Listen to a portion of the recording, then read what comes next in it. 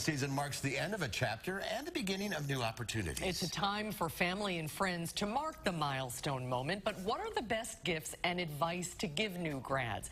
Christine Whelan is a professor at UW-Madison. She is the author of the book, there it is, The Big Picture, a guide to finding your purpose in life. Hi, Christine, good to see you. Good to see you again. This is a special time of year. It is. And you break graduation gifts into 3 different areas, right? Exactly. So everyone wants to give a celebratory graduation gift without breaking the bank. Right? And to making it a significant, meaningful one. So I'd say there are 3 big categories you want to look in. First is the idea of experiences. So we all hear this. You want to buy experiences rather than things to maximize happiness. But what about a graduation gift where you give the graduate a dinner or a lunch with just the 2 of you? A trip to the ball game. It doesn't have to be anything hugely expensive, but just time together at some appointed moment is a really good gift of an experience and kind of celebrates that milestone in a way that you will both remember. You make a memory. I love that. Absolutely. Reminisce. And then speaking of memories, that's the other category of gifts. Now, everybody is taking photos on their smartphones all the time, and if they're anything like me, those photos just kind of get lost on your phone.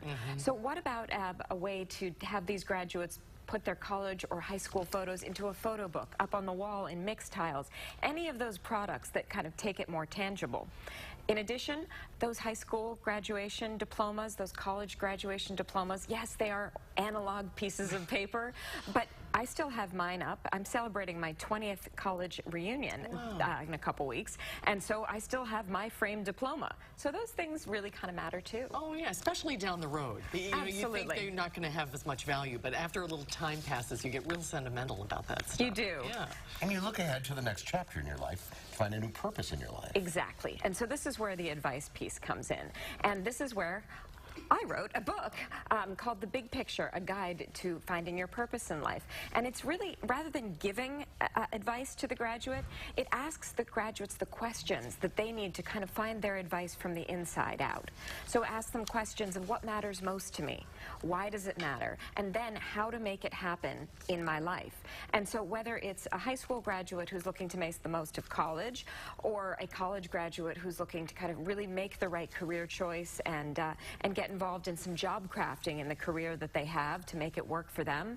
This book is full of questions and takes you step by step so that at the end of the day you have something really tangible to show for your work. Especially, I would think, for people who aren't really sure what they want to be doing. It provides some clarity that way. It does. It really does. And then there's good research on this, that when you take a small step toward achieving a goal, that actually boosts your self-efficacy, your sense that you can do things, and you're more likely to be able to achieve that larger goal, too. So taking small steps like this can really bring lots of happiness and achievement along the way. And better yet, if you have somebody who is going to take you to lunch and talk to you about the book, you can combine some of these too.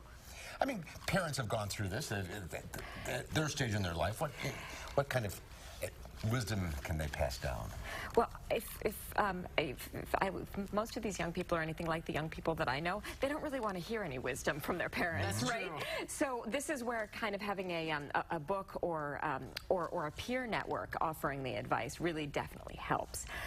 In terms of these young people looking for wisdom, they're looking for it in all sorts of places, whether it be YouTube tutorials or various different apps. And anything that helps you ask the questions rather than tells you what to do, those are the ones that are most useful in your journey ahead. I love some of your other ideas, like making your graduate business cards, a set of their first business cards with their name, their email. That's a fantastic idea. It can be very simple, just your name, your email, and your mobile phone number. A lot of other things are going to change over the years, but you just have that on a card. People still use those old-fashioned business cards. That's a great idea. The Big Picture is the name of the book. You can go to your website. You have excerpts and downloadable tools. Downloadable tools, excerpts, and all sorts more, and video testimonials from students who have used the book as well. Oh, that's ChristineWhelan.com. All right. Good advice as always. Thank you. Thanks, Christine. Good to see you. Thank you. Good to be here. Right back for the final.